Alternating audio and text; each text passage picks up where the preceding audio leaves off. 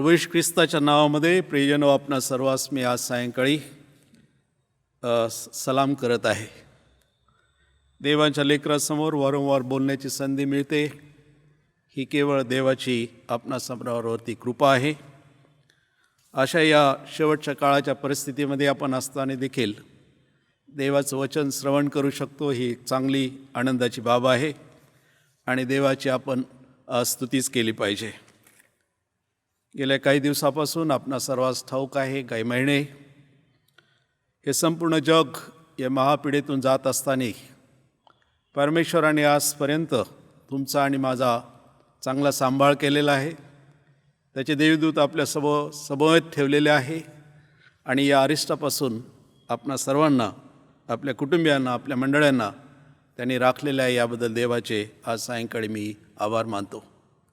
आपल्या आजच्या संदेशाला आपण सुरू करण्यापूर्वी प्रार्थना करूया.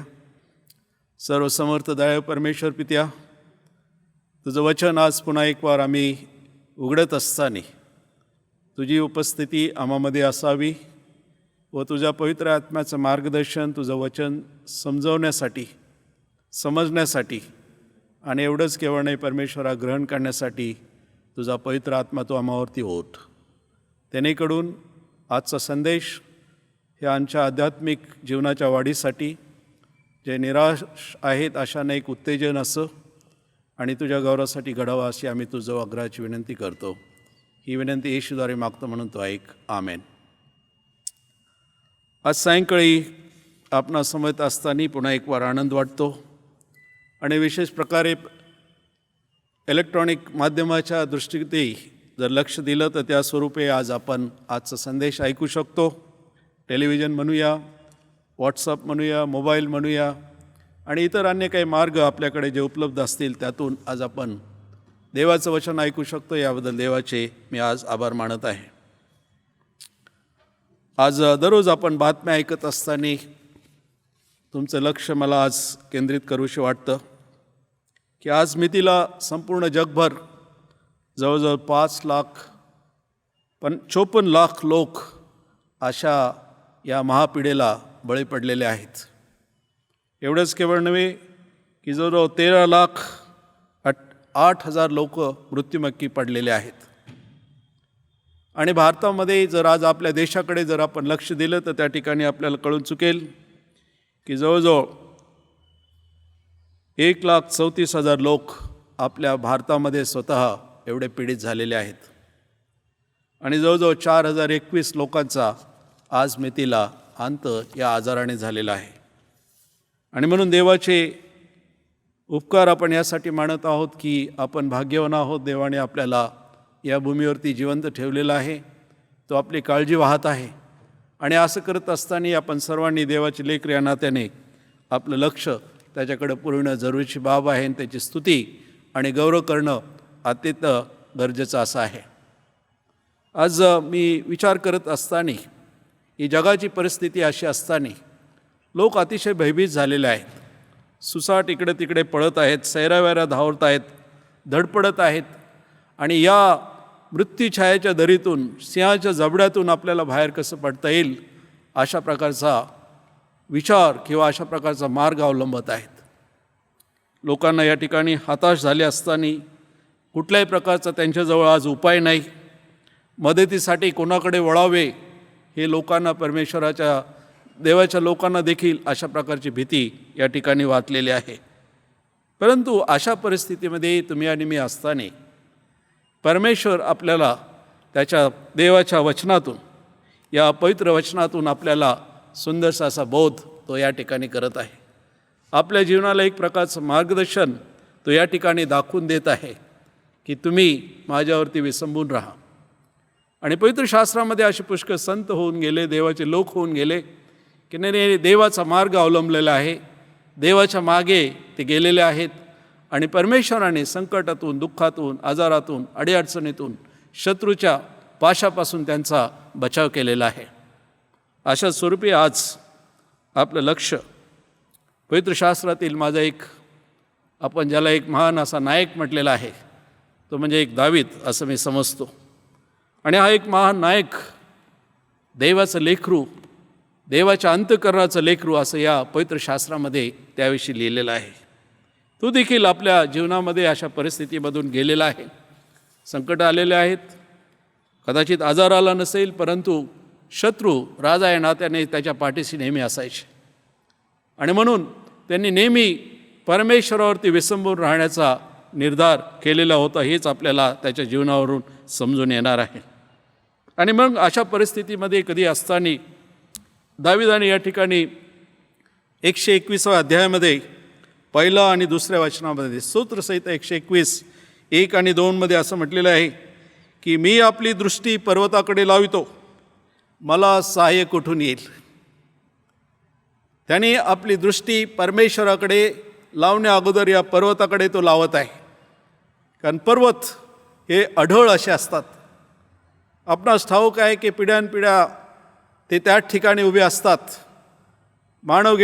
जन्म घेणारी मानवजात या पृथ्वीवरून येते आणि जाते. परंतु सदा सर्व काळ असे पृथ्वीच्या उत्पत्तीपासूनचे हे डोंगर, हे पर्वत या ठिकाणी उभे आहेत. आणि पर्वताकडे बघितल्यानंतर साहजिकच आपल्याला परमेश्वराची आठवण होते. अशाच प्रकारे या ठिकाणी दाविदाला आठवण होत आहे की आपली दृष्टी मी पर्वताकडे लावतो म्हटलेलं आहे. आणि मग या ठिकाणी तो एक प्रश्न विचारतो की मला सहाय्य कुठून येईल. या पर्वताकडे बघितल्यानंतर त्याला एक विचार मनामध्ये येतो की मला सहाय्य कुठून येणार आहे. मी अडचणीमध्ये असल्यानंतर मला कोण मदत करणार आहे. या ठिकाणी तो दुसऱ्या वचनामध्ये म्हणतो आकाशाचा व पृथ्वीचा निर्माण करता जो परमेश्वर, त्याचपासून मला सहाय्य येईल. कारण पर्वताकडे बघितल्यानंतर तो म्हणतो की हे परमेश्वराने निर्माण केलेलं आहे. आढळ असा हे पर्वत या ठिकाणी आहे, सुंदर असा पर्वत आहे. पण या पर्वताकडे बघितल्यानंतर त्याला असं वाटतं की निर्माण करता, आकाशाचा व पृथ्वीचा जो निर्माण करता आहे, त्याला आठवण झालेली की तो निर्माण करता आहे आणि त्याच्यापासून मला सहाय्य येते म्हटलेलं आहे. आणि म्हणून या ठिकाणी आपण बघतो की या वचन ज्यावेळेस तो वाचतो आणि या पर्वताकडे बघतो त्यावेळेस आपणास कळून चुकेल की परमेश्वराची तो आठवण करत आहे. आणि तो म्हणत आहे की मला जो आकाश आणि पृथ्वीचा निर्माण करता परमेश्वर आहे, त्याच्याकडून मला या ठिकाणी सहाय्य लाभतं असं म्हटलेलं आहे. आणि हा दाविदाने जो निर्धार केलेला आहे, या ठिकाणी आपल्याला समजतं की त्यांनी एक निश्चय केलेला आहे, एक प्रकारची खात्री बाळगलेली आहे, एक प्रकारचा त्यांनी परमेश्वरावरती विश्वास ठेवलेला आहे. आणि तो म्हणतो की माझी जे सहाय्य जे आहे ते केवळ परमेश्वराकडून येतं म्हटलेलं आहे. आणि अशा प्रकारचा निर्धार जो त्यांनी केलेला आहे, त्या निर्धाराची प्रयोजनं तुम्ही आणि मी आज सायंकाळी नोंद घेणं आवश्यक आहे. ते काय आहे ते जाणून घेणं महत्त्वाचं आहे. त्याचा पडताळा करून करणे हे आज आपल्याला अगत्याचं असं आहे. कारण दावीद हा एक महान राजा असताना देखील तो म्हणत आहे की माझा सहाय्यकर्ता जो आहे, जो पृथ्वीचा जो निर्माण करता परमेश्वर आहे, त्याच्याकडून मला सहाय्य लाभतो असं तो म्हणत आहे. आता दाविदाला मानवी दृष्टिकोनातून जे लिखाण त्यांनी केलेलं आहे ते समजणं आपल्याला कदाचित कठीण भासेल. परंतु ज्यावेळेस परमेश्वराकडे आपलं मन वळवतो, ज्यावेळेस आपण परमेश्वराची आराधना करतो, ज्यावेळेस त्याला समजून घेण्याचा प्रयत्न करतो, त्यावेळेस प्रियजनो आपल्याला समजून चुकेल की दावीद हा देवावरती अवलंबून राहणारी अशी व्यक्ती किंवा त्याचं हे प्रिय लेकरू होतं म्हटलेलं आहे. तो म्हणत आहे की पर्वताकडे आपले लक्ष लावण्याचा त्यांनी जो निर्धार केलेला आहे, म्हणजे त्या पर्वताकडे बघण्याचा नेहमी त्यांनी पायंडा ठेवलेला आहे. आता त्या ठिकाणी तुलना पर्वत म्हटल्यानंतर त्याला परमेश्वर आठवत आहे. म्हणजे अशा परिस्थितीमध्ये त्यांनी नेहमीच परमेश्वराकडे बघण्याचा निर्धार केलेला आहे. आणि ते पर्वत तो बघत असताना तो संदेश हाच देत आहे की परमेश्वराकडे तुम्हाला आणि मला या ठिकाणी लक्ष लावायचं आहे. जो पहिला ओवीचा जो भाग जो आहे त्याचा जो अर्थ आहे तो आपल्याला दुसऱ्या भागामध्ये या ठिकाणी समजून कळतो की म्हटलेलं आहे की मी आपली दृष्टी पर्वताकडे लावतो, परंतु जी दृष्टी तो लावत आहे की मला सहाय्य कुठून येईल म्हटलेलं आहे. आणि मग त्याचं उत्तर तो दुसऱ्या ओवीमध्ये तुम्हाला आणि मला वास्तव्यामध्ये तो देतो की ज्यावेळेस मी माझी दृष्टी जी आहे परमेश्वराकडे लावतो त्यावेळेस परमेश्वर मला सहाय्य करतो असं या ठिकाणी तो सांगून देत आहे. आज तुम्ही आणि मी या शेवटच्या काळामध्ये अशा परिस्थितीमध्ये असताना हाच विचार तुमच्या आणि माझ्या मनामध्ये येतो.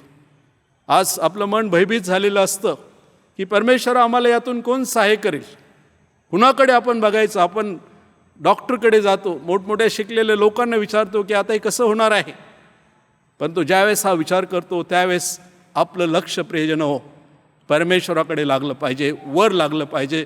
आपली दृष्टी परमेश्वराकडे वर लागली पाहिजे, हे आपण लक्षामध्ये घेतलं पाहिजे. दावीद म्हणून या ठिकाणी म्हणतो की मी आपली दृष्टी वर लावतो म्हटलेलं आहे. आणि आपल्याला आपली दृष्टी परमेश्वराकडं वर लावणे गरजेचं आहे. ही आपल्याला अतिशय अगत्याची अशी बाब आहे. जो परमेश्वर आहे त्याच्याकडून तुम्हाला आणि मला मदत मिळते, हे लक्षामध्ये घेतलं पाहिजे. कारण पवित्र शास्त्रामध्ये वर दृष्टी लावणे याचे पुष्कळ काय अर्थ आपल्याला या ठिकाणी समजून घेता येईल.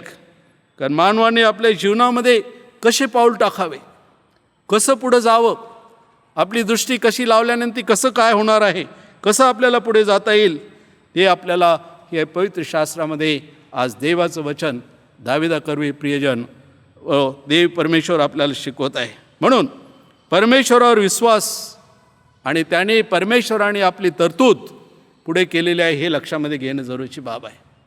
विश्वास ठेवल्यानंतर आपल्याला समजतं की आपल्याला ती गोष्ट मिळेल किंवा त्या त्या गोष्टीचा त्या समस्येचं उत्तर आपल्याला मिळेल.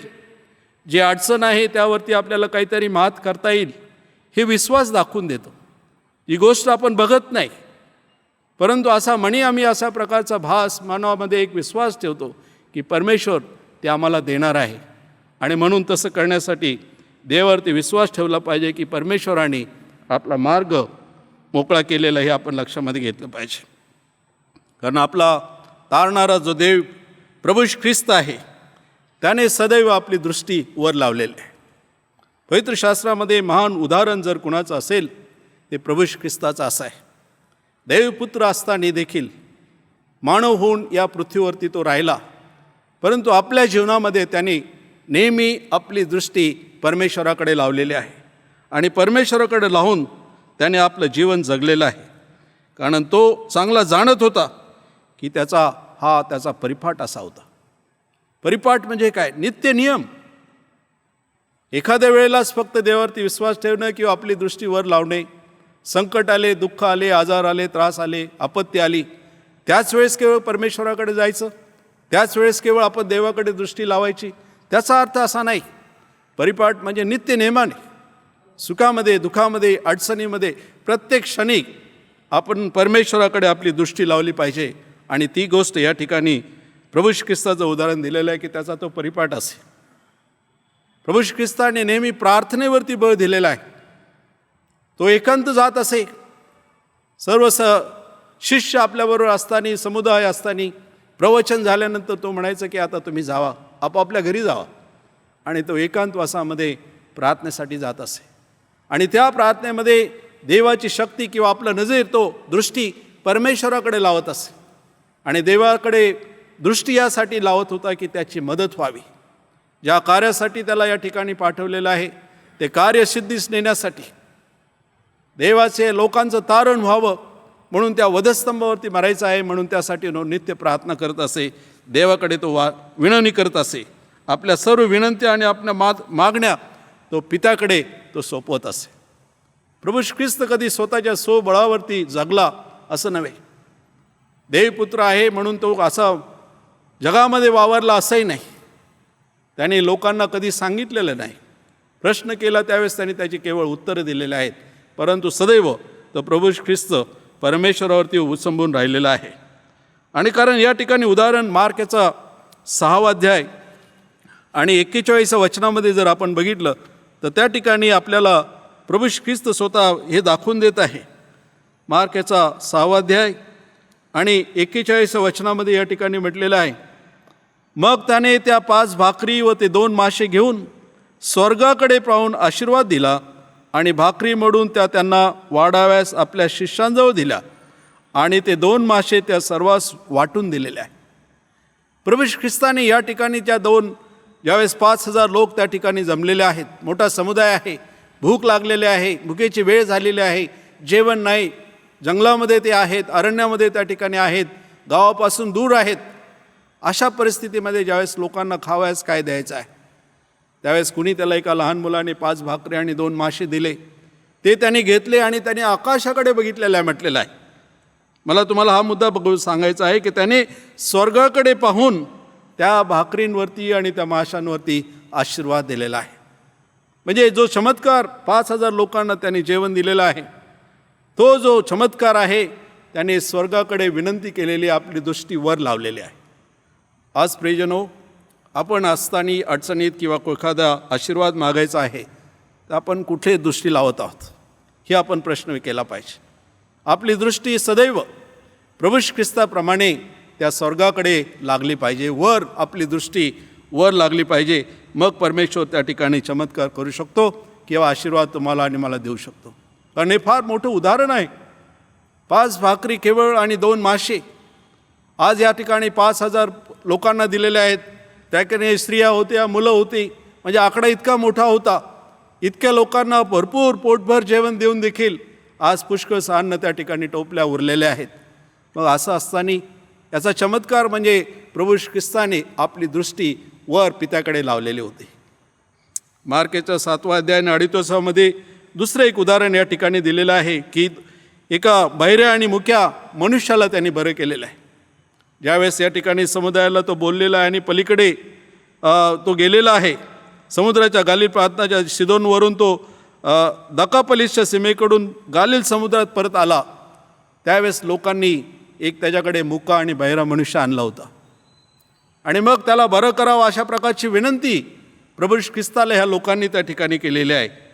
परंतु एका बहिऱ्याला बरं करण्यासाठी या ठिकाणी 7व्या अध्याय आणि 34व्या वचनामध्ये पुन्हा आणि वर स्वर्गाकडे पाहून त्याने उसासा टाकला व म्हटले, इफ्फता, म्हणजे तू मोकळा हो. प्रभू ख्रिस्ताने या ठिकाणी एक प्रार्थना केलेली आहे. त्याने पुन्हा स्वर्गाकडे बघितलेलं आहे की तू आता मोकळा हो. म्हणजे जे शब्द त्याने आपल्या मुखातून काढलेले आहे, जे तो बोललेला आहे, त्याला बरे करण्याचे जे शब्द बोललेला आहे, ते केवळ शब्द त्याच्या मुखातून आले, परंतु तो आशीर्वाद, तो चमत्कार घडवण्यासाठी प्रभू ख्रिस्ताने स्वर्गाकडे बघितलेला आहे. प्रियजनो, आज या 2 अनुभवावरून आपल्याला हेच उदाहरण या ठिकाणी येत आहे की आपण आज तुमची आणि माझी दृष्टी त्या स्वर्गाकडे वर लावली पाहिजे आणि त्या ठिकाणून आपल्याला सहाय्य येतं हे आपण या ठिकाणी निश्चितच समजून घेण्याजोगतं आहे. कारण विश्वासणाऱ्याला हा एक फार मोठा बोध करत आहे की त्याने आपली दृष्टी वर लावावी व परमेश्वर आपला विश्वास व भरोसा दाखवावा. हेच हे 2 उदाहरणं तुम्हाला आणि मला या ठिकाणी प्रामुख्याने सांगत आहे. कारण प्रभू ख्रिस्ताने शिष्यांना या ठिकाणी सांगितलेलं आहे. लूकाचा 21 अध्याय आणि 28व्या वचनामध्ये या ठिकाणी सांगितलेलं आहे. लूकाचा 21 अध्याय आणि 28व्या वचनामध्ये प्रभू ख्रिस्ताने या ठिकाणी शिष्यांना असंच म्हटलेलं आहे, या गोष्टीस आरंभ होऊ लागेल तेव्हा नीट उभे राहा आणि आपली डोकी वर करा, कारण तुमची मुक्तता समीप आली आहे. प्रभू ख्रिस्त पुन्हा या ठिकाणी शिष्यांना तो समजून सांगत आहे. ज्यावेळेस तो बोध या ठिकाणी देत आहे की ज्यावेळेस यरूशलेमेच्या विषयीचा विचार करण्यात आलेला आहे, त्यावेळेस तो म्हणत आहे की शेवटचा काळ ज्यावेळेस येणार आहे त्यावेळेस या गोष्टीचा आरंभ होऊ लागेल तेव्हा नीट उभे राहा आणि आपली डोकी वर करा म्हटलेलं आहे. आपलं डोकं वर करणे म्हणजे तुम्ही वरती बघा. डोकं वर केल्यानंतर आपल्याला वरचं दिसायला लागतं. खाली केल्यानंतर केवळ आपल्याला पाताळ किंवा ही धरतीच आपल्याला दिसायला लागते. परंतु ज्यावेळेस आपण आपलं डोकं वर करू, आपली मान वर करू, मान म्हटलेले नाही परंतु डोकं वर करा म्हटल्यानंतर तुमची दृष्टी प्रियजनो तुम्ही स्वर्गाकडे लावा, असं प्रभू ख्रिस्त या ठिकाणी आपल्या शिष्यांना तो सांगत आहे. दावीद पुन्हा आपल्या स्तोत्रामध्ये 5वा अध्याय आणि 3ऱ्या वचनामध्ये या ठिकाणी तो म्हणत आहे. स्तोत्रगीता 5वा अध्याय आणि 3रा अध्याय म्हणतो की हे परमेश्वरा, प्राप्त काळी तू माझी वाणी ऐकतोस. सकाळी मी प्रार्थना जुळवून ती तुला सादर करील आणि तुझी प्रतिज्ञा करत राहील म्हटलेलं आहे. प्रातःकाळी, अतिशय सकाळी, पहाटे तो म्हणत आहे की मी तुझ्याकडे काय करतो, माझी तू वाणी ऐकतोस म्हटलेलं आहे. म्हणजे सकाळी प्रातःकाळी स्वतः दावीद आपलं लक्ष त्या परमेश्वराकडे केंद्रित करत आहे, आपली दृष्टी परमेश्वराकडे पुढे लावत आहे असं तो म्हणत आहे. आणि मग मी माझ्या सर्व विनंत्या जुळवून एकत्र करतो. त्यांनी एक प्रकारची यादी प्रार्थनेमध्ये केलेली आहे. आपल्या मागण्या काय आहेत तो एकत्र टाकत आहे आणि तो म्हणत आहे की मी परमेश्वरा तुला हे सर्व जुळवून तुला सादर करतो आणि तुझी मी प्रतीक्षा करत राहील म्हटलेलं आहे. प्रार्थना केल्यानंतर परमेश्वराने आपल्या प्रार्थनेचं उत्तर देण्यासाठी आपण त्याची वाट बघितली पाहिजे. आपण हताश होता कामा नये. तो स्पष्ट या ठिकाणी म्हणत आहे की मी प्रतीक्षा करत राहील म्हटलेलं आहे. तुझे जोपर्यंत तू मला उत्तर देत नाही म्हणजे मी तुझ्याकडे माझी दृष्टी तुझ्याकडे लावून ठेवणार आहे. आज प्रियजनो, आपल्या जीवनामध्ये या परिस्थितीमध्ये असताना किंवा आपल्या आध्यात्मिक जीवनामध्ये आपली दृष्टी आपण कुणाकडे लावलेली आहे हा प्रश्न आज तुम्ही आणि मी या ठिकाणी विचारला पाहिजे. की आपली दृष्टी सतत आपण परमेश्वराकडे लावली पाहिजे. ज्या आपल्या प्रार्थना आहेत ज्यावेळेस परमेश्वराकडे दाविदाने ज्या प्रकारे जुळवून परमेश्वराकडे दिलेले आहे, त्याची यादी दिलेली आहे, तशा स्वरूपी आज आपल्या प्रार्थना आपण परमेश्वराकडे दिल्या पाहिजे आणि परमेश्वर आपल्याला त्याचं उत्तर देईल अशा प्रकारचा विश्वास बाळगून आपली दृष्टी वर लावली पाहिजे असं दावीद या ठिकाणी म्हणत आहे. आणि म्हणून प्रियजनो, दावीद पुन्हा स्तोत्र 123 देखील आपल्याला हेच सांगत आहे. पहिला आणि दुसऱ्या वचनामध्ये तो म्हणत आहे, हे स्वर्गात सिंहारूढ असणाऱ्या परमेश्वराला तो म्हणत आहे, हे स्वर्गात सिंहारूढ असणाऱ्या देवा, मी आपली दृष्टी वर तुझकडे लावतो. पहा, जसे दासांचे डोळे आपल्या धण्याच्या हाताकडे असतात असे दासींचे डोळे आपल्या धनिनीच्या हाताकडे असतात, तसे परमेश्वर आमचा देव आम्हावर कृपा करीपर्यंत त्याच्याकडे आमचे डोळे लागलेले असतात. पुन्हा या ठिकाणी दावीद आपल्या जीवनामधला जो अनुभव आहे, परमेश्वराला आद्य स्थान त्याने आपले दिलेलं आहे. आपली दृष्टी, आपली आशा, आपली कळकळ सर्वदा त्यांनी परमेश्वराकडे, प्रभूकडे त्यांनी लावलेले आहे. म्हणून हे स्वर्गात सिंहारूढ असणाऱ्या परमेश्वरा तो म्हणत आहे, मी आपली दृष्टी वर तुझकडे लावतो म्हटलेलं आहे.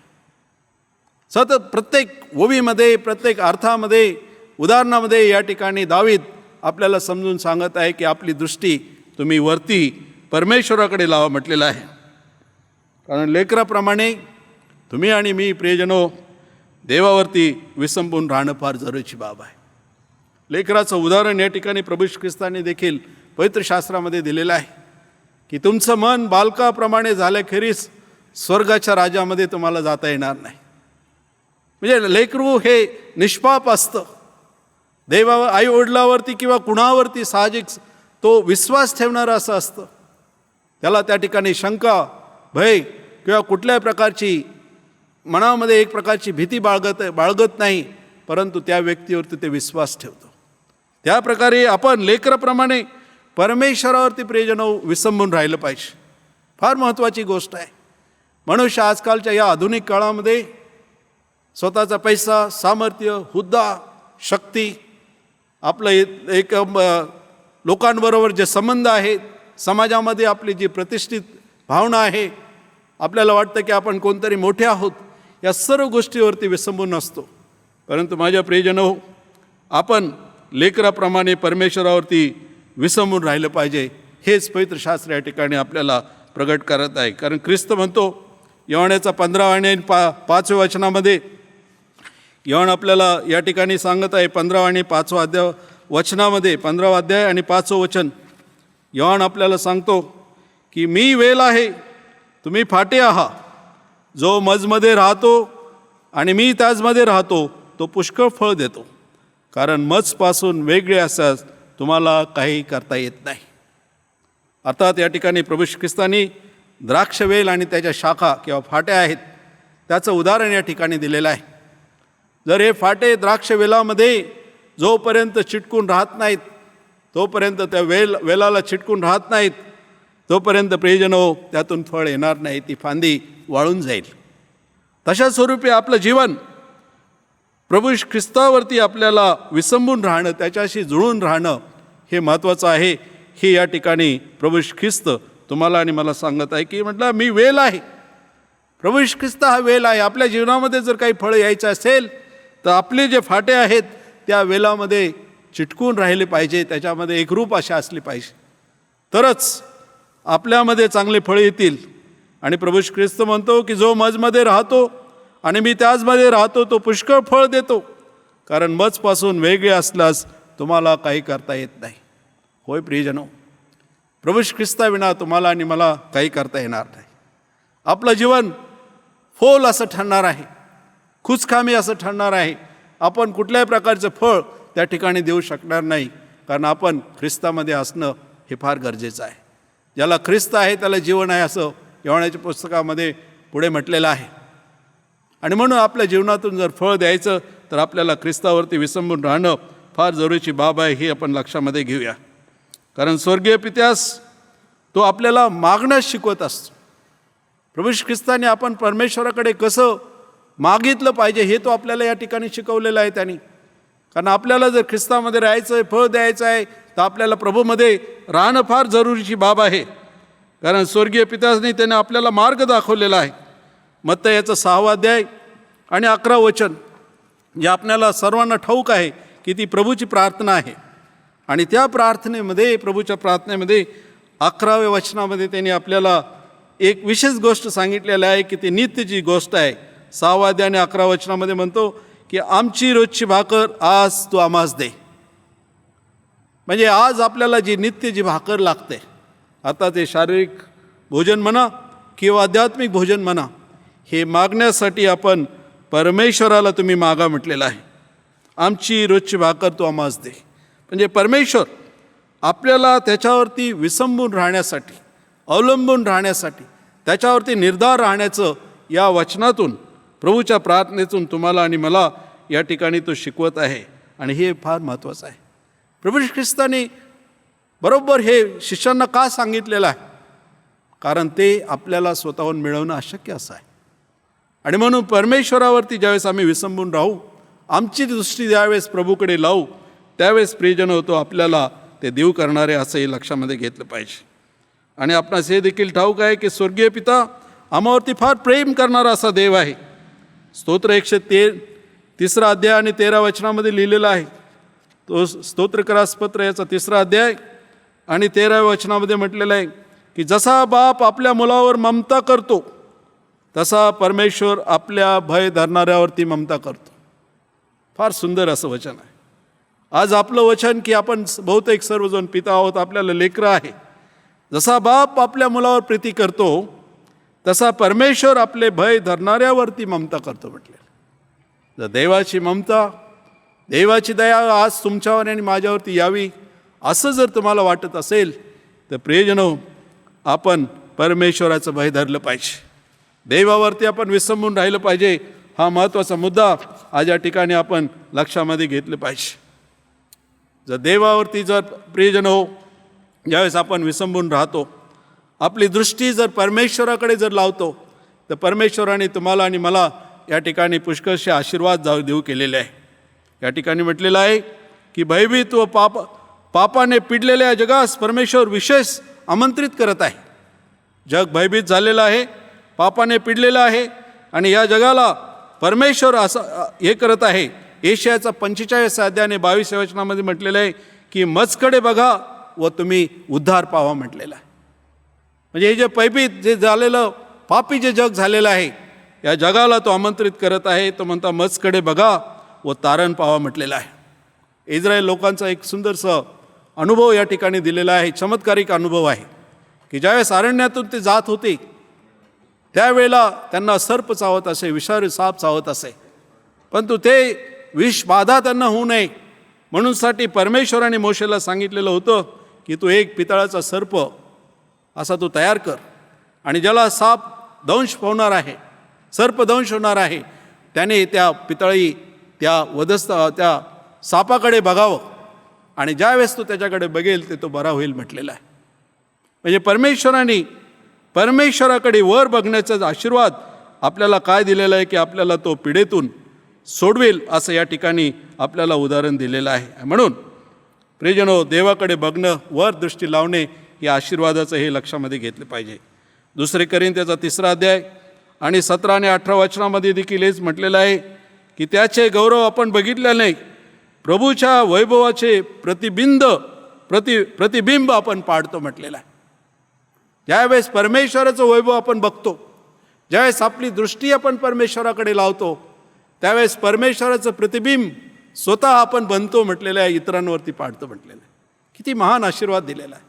ज्यावेळेस आपले विचार देवाशी एकरूप होतात, ज्यावेळेस देवाकडे आपण दृष्टी लावतो, त्यावेळेस प्रियजनो आपल्याला या ठिकाणी कळून चुकतं की आपण प्रभूच्या वैभवाचे प्रतिबिंब पाडतो म्हटलेलं आहे. जसा देव आहे तसं आपण दिसायला लागतो म्हटलं. पौलांनी फार सुंदर सांगितलेलं आहे, हे आपण लक्षामध्ये घेतलं पाहिजे. कारण आपली मदत परमेश्वर आहे, आपली मदत केवळ परमेश्वर आहेत. कारण जे पवित्र शास्त्रामध्ये जे महान संत होऊन गेलेले आहेत, त्यांनी ही स्वतः हे जे स्वतः एक साक्ष आहे. मागील युगामध्ये पवित्र शास्त्रामध्ये जे संत होऊन गेलेले आहेत, त्यांनी परमेश्वरावरती विसंबून राहिलेले आहेत आणि त्यांनी देवाची आस धरलेली आहे. पहिल्या शमूएलामध्ये या ठिकाणी एक फार सुंदरसं मोठा अशी गोष्ट या ठिकाणी दिलेली आहे. परंतु आपण न वाचताना या ठिकाणी त्याचा एक संदर्भ लक्षामध्ये घेऊया की ज्यावेळेस इस्रायल वंश देवाचा या ठिकाणी कोश घेऊन चाललेले असताना, त्यावेळी फिलिस्ती त्यांच्या मागे आले असताना त्यांना पुन्हा या ठिकाणी युद्धाची पाळी त्यांच्यावरती आली होती. परंतु परमेश्वर आपला मदत करणार आहे हे त्या ठिकाणी आपल्याला निश्चितच कळून चुक. 3ऱ्या वचनामध्ये देखील असं म्हटलेलं आहे, पहिले शमूएलाचं 7वा अध्याय आणि 3रं वचन. तेव्हा शमूएलाने अवघ्या इस्रायल लोकांस सांगितले, तुम्ही मनस्पूर्वक परमेश्वराकडे वळवा आणि तुमच्यातील अन्य देव व अष्टरोध यास दूर करा आणि परमेश्वराकडे आपले चित्त लावून केवळ त्याचीच उपासना करा म्हटलेलं आहे. म्हणजे तो तुम्हास फलिष्त्याच्या हातातून सोडवेन, शत्रूपासून तुमचा बचाव करेल, हे तो आपल्याला तो सांगत आहे. कारण आपला जो मदत आहे ती केवळ परमेश्वराकडून येणार आहे. आणि ज्यावेळेस फिलिस्ती त्यांच्या मागे आले, युद्ध करायला लागले, तेव्हा 10व्या वचनामध्ये म्हटलेलं आहे की शमूएल होमार्पण करीत असताना फलिस्ती इस्रायलाशी लढाव्यास जवळ येऊन ठेपले. त्या दिवशी परमेश्वराने प्रचंड गर्जना करून फलिस्त्यात घाबरे केले आणि इस्रायला पुढे त्यांचा मोड झाला म्हटलेला आहे. विना एखादी लढाई करता, विना एखादं सैन्य आपल्या शत्रूचं मानव मारता या ठिकाणी आपल्याला लढाई जिंकता येईल का? परंतु या ठिकाणी इस्रायल लोकांनी परमेश्वर त्यांच्याबरोबर होता, परमेश्वराने त्यांची मदत केली आणि फिलिस्त्यांचा त्या ठिकाणी मोठी गर्जना झाली. परमेश्वराने प्रचंड गर्जना करून फलिस्त्यात घाबरे केलेले आहे. केवळ आवाजाने ते गर्भगळीत झालेले आहेत आणि त्यांच्या सैन्याची दाणादाण झालेली आहे, असं देवाचं वचन या ठिकाणी सांगत आहे. माझे प्रियजनो, आज आपल्याला हे उदाहरण एक महान असा संदेश या ठिकाणी देत आहे की देवाच्या लोकांसाठी परमेश्वर गर्जना करणारा आहे आणि तो आपल्याला वाचवेल, असं या ठिकाणी आपल्याला तो स्पष्ट या ठिकाणी सांगत आहे. आणि म्हणून देवावरती तुम्ही विश्वास ठेवा, मदत परमेश्वराकडून येणार आहे, तुम्ही देवाकडे बघा. 12व्या वचनामध्ये मग म्हटलेलं आहे, मग शमूएलाने एक शिळा घेऊन ती मिस्पा व शेन यांच्या दरम्यान उभी केली व तिला एबनेझर हे नाव देऊन म्हटले की येथवर परमेश्वराने आमचे सहाय्य केलेले आहे. या ठिकाणी इस्रायल लोकांनी आणि शमूएलाने देवाचे उपकार मानलेले आहे की लढाई न करता फिलिस्ती आमच्या शत्रूचा त्यांनी पाडाव केलेला आहे आणि म्हणून देवाची आठवण त्या ठिकाणी एक शिळा उभारून त्यांनी केलेली आहे. देव प्रियजनो, तुम्हाला आणि मला आशीर्वाद देणारा देव आहे, मदत करणारा देव आहे आणि म्हणून आपली दृष्टी आज परमेश्वराकडे तुम्ही आणि मी वळवणं फार महत्त्वाची गोष्ट आहे. देवावरती विश्वास आणि भरोसा याचा महान जे उदाहरण जे आहे ते आपल्याला या ठिकाणी पवित्र शास्त्रामध्ये पुष्कळसे आहे की जे 3 एब्री जे यहुदी जे होते, शद्रक, मेशक आणि अबेदनगो, आज देवानी परमेश्वराने त्यांना नबुकदनेस्सर राजासमोर ज्यावेळेस उभं केलेलं आहे की त्यांनी मूर्तीची पूजा केलेली नाही आणि त्यांना फरमान पाठवलेले की तुम्हाला या तप्त झालेल्या आग्नेच्या भट्टीमध्ये टाकण्यात येणार आहे, परंतु ते त्यांनी स्वीकारलेलं आहे. कारण देव त्यांच्या बाजूने आहे असा त्यांचा विश्वास नेहमीच असे आणि तो आम्हाला मदत करेल अशा प्रकारची त्यांनी आशा देखील त्या ठिकाणी वर्तवून दाखवलेले आहे. दानिएलचा 3रा अध्याय जर ज्यावेळेला आम्ही वाचू त्या 3ऱ्या अध्यायामध्ये 17व्या वचनामध्ये फार सुंदर सांगितलेलं आहे त्यांचा अनुभव. ज्या देवाची आम्ही उपासना करतो तो आम्हास दगदगीत अग्नीच्या भट्टीतून सोडवण्यास समर्थ आहे. महाराज तो आम्हास आपल्या हातातून सोडवेल. अग्नीच्या भट्टीमध्ये टाकण्याची वेळ येईपर्यंत त्यांचा या ठिकाणी विश्वास आहे. आणि राजाला थाटीठोकपणे ते या ठिकाणी सांगत आहेत, राजाला उत्तर दिलेलं आहे की ज्या देवाची आम्ही उपासना करतो तो आम्हास दगदगीत अग्नीच्या भट्टीतून सोडवण्यास समर्थ आहे. महाराज तो आम्हास आपल्या हातातून सोडेल म्हटलेला आहे. परमेश्वर प्रियजनो तुम्हाला आणि मला त्या संकटातून सोडवण्यासाठी सिद्ध आहे. तेच उदाहरण या ठिकाणी दिलेलं आहे. तोच अनुभव आपल्याला दानिएलाच्या जीवनामध्ये देखील आलेला आहे की ज्यावेळेस त्याला सिंहाच्या गुहेमध्ये टाकण्यात आलेलं आहे, परंतु त्या ठिकाणी त्यांनी राजाला सांगितलेलं उत्तर दिलेलं आहे. तो म्हणतो की माझ्या देवाने आपल्या दिव्यदूतास पाठवून सिंहाची तोंडे बंद केलेली आहे, असं दानिएलाचा 6वा अध्याय आणि 11व्या वचनामध्ये त्या ठिकाणी सांगितलेलं आहे. दानिएलाचा 6वा अध्याय आणि 11व्या वचनामध्ये ज्यावेळेस त्याची सुटका झालेली आहे त्यावेळेस तो म्हणत आहे की त्यावेळी ही मनुष्य जमावणे आली. आपल्याला हे उदाहरण फार महत्त्वाचं असं आहे की त्यावेळेस तो छातीठोकपणे सांगत आहे की माझ्या देवाने आपल्या दिव्यदूत पाठवून सिंहाची तोंडे बंद केली आहे आणि मी या ठिकाणी आज सुखरूप आहे. प्रिय, ज्यावेळेस आपण देवावरती विश्वास ठेवतो त्यावेळेस परमेश्वर सर्व यातनेतून, सर्व पिढ्यातून, सर्व संकटातून, कुठल्याही अडचणीतून तो आपल्याला सोडवण्यासाठी सिद्ध आहे. हेच आपल्याला या वचनावरून या ठिकाणी कळून चुकतात. पौल आपल्याला फिलिप्पीकरास पत्र 4था अध्याय 1 ते 3 वचनामध्ये या ठिकाणी सांगतो. संक्षिप्त तुम्हाला मी या ठिकाणी सांगत आहे.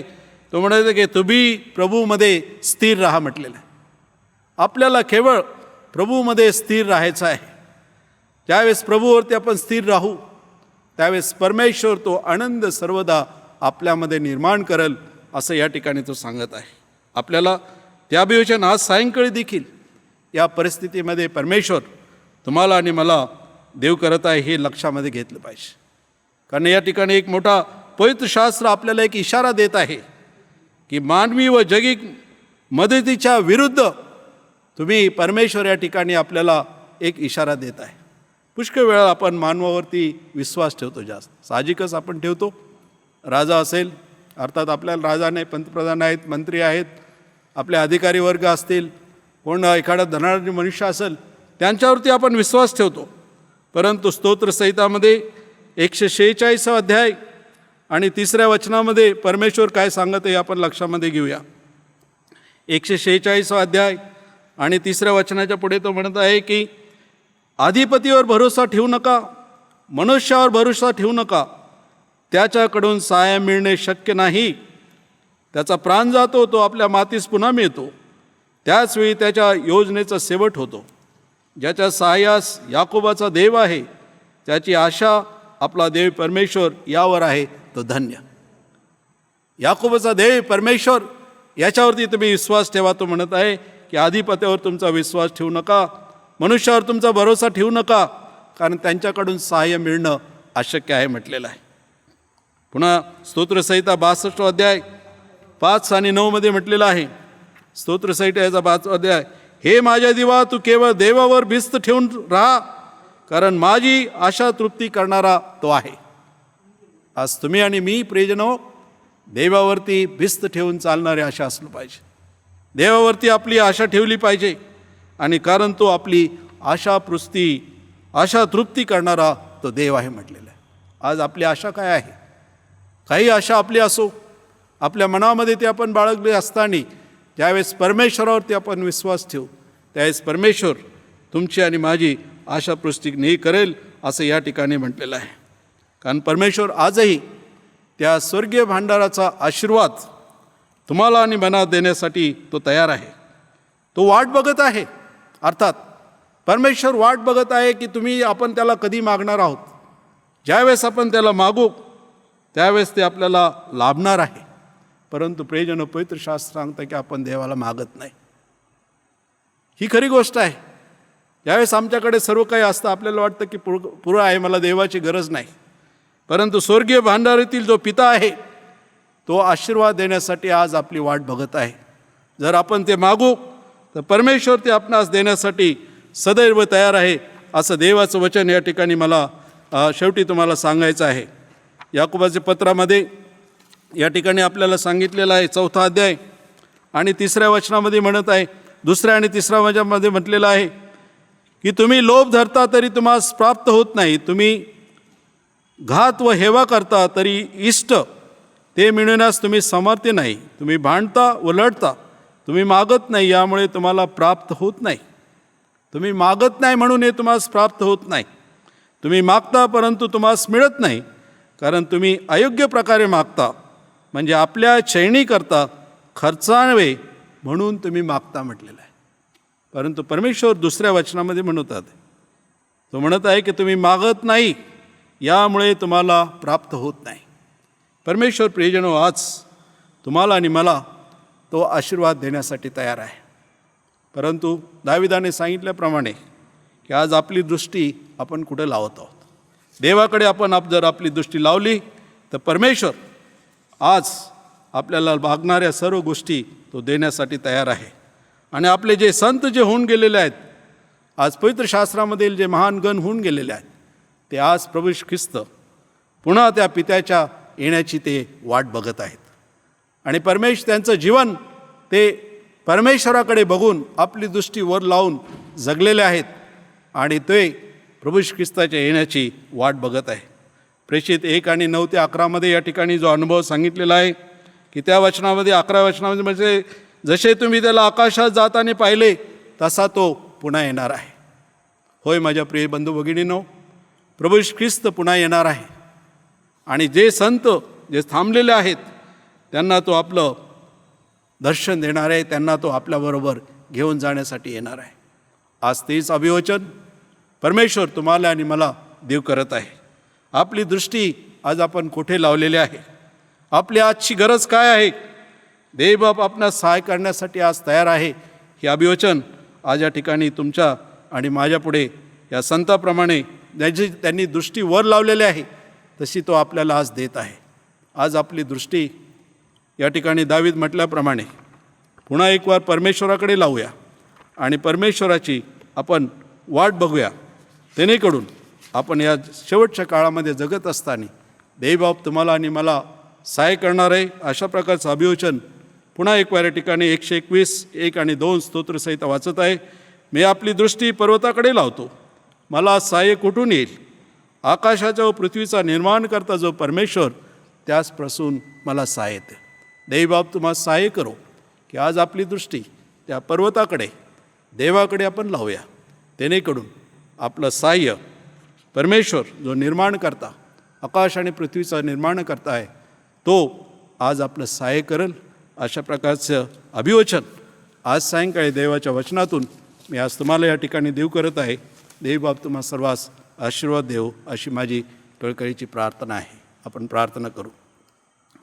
सर्वसमर्थ दयाळू परमेश्वरा, या प्रसंगी तुझ्या दासाकरवी तुझ्या वचनातून तुझ्या लेकरास संदेश देण्याची संधी दिली, याबद्दल तुझे उपकार मानतो.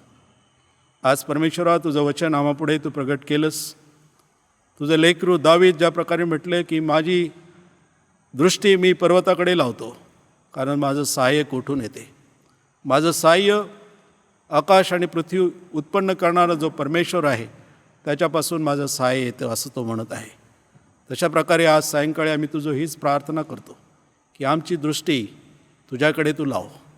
जेणेकरून परमेश्वरा आमचं सहाय्य येईल आणि जे संत होऊन गेले, जे विश्वासामध्ये स्थिर राहिले, संकट दुःख आजार त्रास रोगराई यातून पार झाले आणि आज प्रभू ख्रिस्तामध्ये जे झोपलेले आहेत, ख्रिस्त पुन्हा येत आहे. ज्या प्रकारे तो स्वर्गात गेला तो पुन्हा येणार आहे आणि ज्या प्रकारे आम्ही त्याला जाताना बघितलं तसं पुन्हा आम्ही त्याला बघणार आहोत. ही धन्य आशा तू आम्हाला दिलेली आहे. याबद्दल या धन्य आशावरती आमचा विश्वास ठेवून यापुढे तू आमच्या जीवनाची वाटचाल कर आणि ज्यावेळेस ख्रिस्त येईल त्यावेळेस त्याला भेटण्यास सिद्ध आणि शुद्ध ठेव. कारण या सर्व विनंत्या तारणाऱ्या प्रभूच्याद्वारे मागतो म्हणून तो ऐक. आमेन.